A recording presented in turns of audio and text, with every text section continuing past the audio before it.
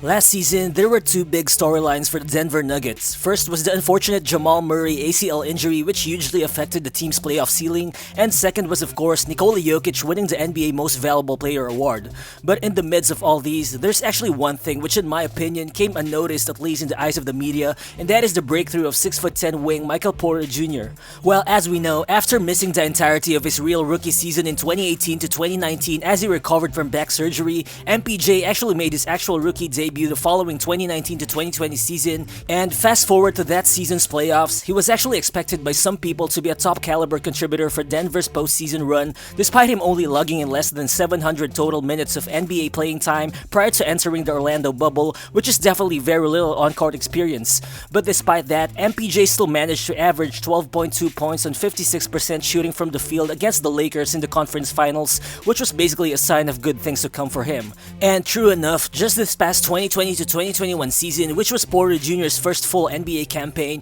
he absolutely broke out as a certified 3-level scorer, averaging 19 points per game while shooting 77% at the rim, 48.3% from the mid-range, and 44.5% from deep, with a 66.3% true shooting percentage, which numbers made Porter Jr. look like a total model of basketball efficiency, which also indicates that we just might be looking at potentially the league's future top small forward right here. And while all signs point to MPJ being a future superstar, one question still pertains to the present, and that is, why haven't the Denver Nuggets signed him to a potential 9-digit rookie max extension yet, unlike his contemporaries from the 2018 NBA draft? So what's good guys, it's Real Balls here, and basically this video will try to answer that question while we look deeper into Porter Jr.'s game as well, and why he could actually be a top 3 forward in the NBA moving forward. So let's get to it.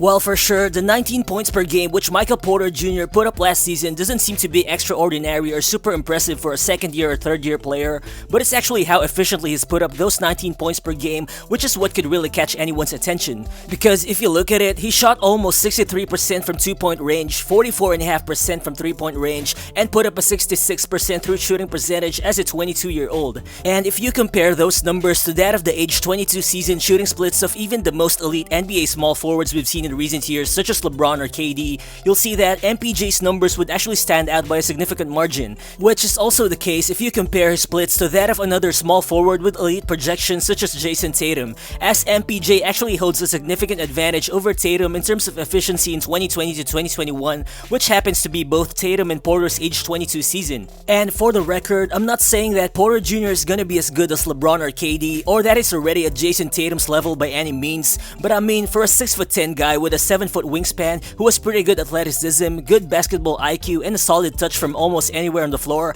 I think the possibilities are just endless. And yeah, for sure, you can say that his efficiency was a product of him being a lower tier option in the Nuggets offense, which heavily relied on Jokic and Jamal Murray, whereas he wasn't really relied on to do as much. Well, that could be true, but the thing is, since Jamal Murray's season ended due to injury, MPJ actually averaged a highly efficient 23.2 points per game on 55, 44, and 85% shooting splits.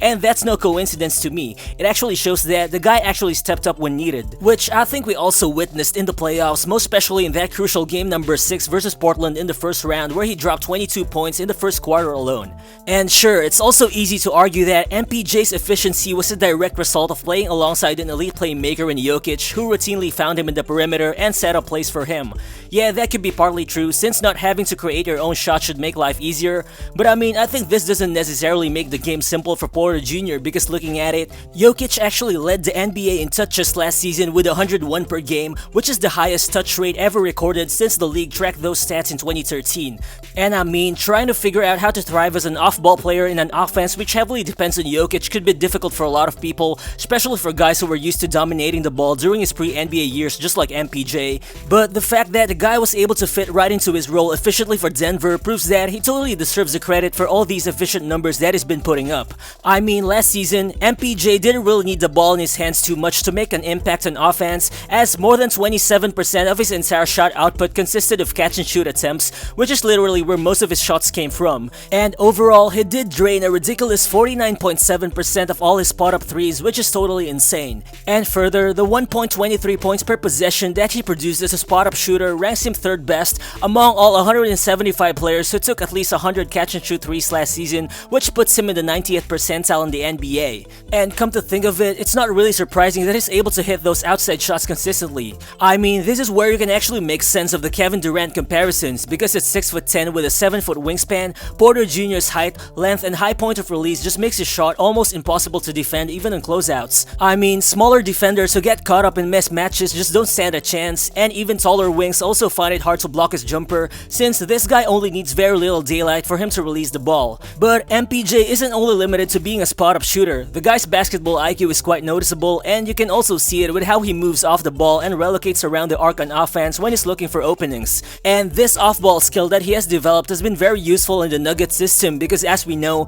Nikola Jokic loves to initiate offense right from the top of the key or just around the elbows, as these areas of the court actually utilizes his court vision and passing ability. And just as needed, Porter Jr. has thrived as a guy who routinely receives handoffs from Jokic, or as a guy who constantly navigates screens and who basically just moves around the perimeter to find shots for himself. And I think what's even more impressive is that a lot of the shots that he takes in these situations usually come from the difficult variety, wherein defenders really tighten up his airspace and leave him very little balance to work with. But still, he managed to be efficient, shooting almost 45% from deep and 48% from the mid-range, because like I said, with his combination of height, length, shooting touch, and tons of reps making tough shots even prior to entering the NBA, there's just not a lot of things that defenders can do to bother a guy with this type of scoring talent, at least not consistently. And I mean, Jokic's ability to routinely operate outside the paint also draws opposing rim protectors away from the interior, and this in turn also creates a lot of situational advantages for MPJ. Last season, he was able to find his rhythm as a cutter around the basket, as he routinely thrived off interior passes from Jokic or from the Nuggets guards and wings. Overall, he made an over-the-top 77.5% of all his shots within 3 feet of the basket, which puts him in the 95th percentile of the entire league in terms of interior shots made. And his physical tools come into play here again. I mean, how could defenders actually stop a bouncy 6'10" leaper like him, who's so good at finding lapses in the defense and who also knows how to turn such lapses into easy scoring opportunities? Porter Jr.'s off-ball awareness combined with his length and quickness just makes him a difficult player to cover in the half court, especially when he's almost coming from nowhere when he's cutting to the basket, which is how he usually attacks. And again, I think what's even more impressive is that he did all of these, adapting and thriving in a predominantly off-ball role as the 22-year-old, who so far has only played a total of 116 regular season games in his 2-year NBA career. But without a doubt, you still want to see him become more of a reliable and self-sufficient shot creator moving forward, cause last season, isolation possessions only made up a very small 4% of his total shot output, which is a very small rate for a player who's expected to be a future star. But as a piece in Denver's offense, which is heavily centered around Jokic, I think you just can't expect MPJ to have the ball in his hands at a much higher rate than he's having right now, considering that the Nuggets ranked 7th in offensive efficiency in the NBA last season, meaning there's just no reason to change how things are done. But with the possibility of Jamal Murray still missing a chunk of games next season, I think we just might start seeing Porter Jr. have a more increased shot creation role, which should just help him take one more step into his development as a complete offensive player. But last season, we've also seen the guy take huge strides defensively. I mean, he spent more time as a 4 rather than as a 3, and I think playing more as a power forward actually allowed him to display his strengths as a help side rim protector more, which also allowed him to have lesser responsibilities in terms of defending screens in the perimeter where his rigid hip movement could actually be exposed. And while functioning mostly as a help defender, Porter Jr. registered a 2.9% block rate, which puts him in the 80th percentile in the league, which is definitely a good thing to build on defensively. So with all that he's shown and with all the potential that he still has, one question still remains, and that is, why haven't the Nuggets signed MPJ to a potential rookie max extension yet? Well, for sure, there's always the concern about his medical history, because as we know, MPJ had to deal with back issues for the majority of his college career and his first NBA season, but to be fair, these kinds of things seem to not be a problem anymore, at least recently.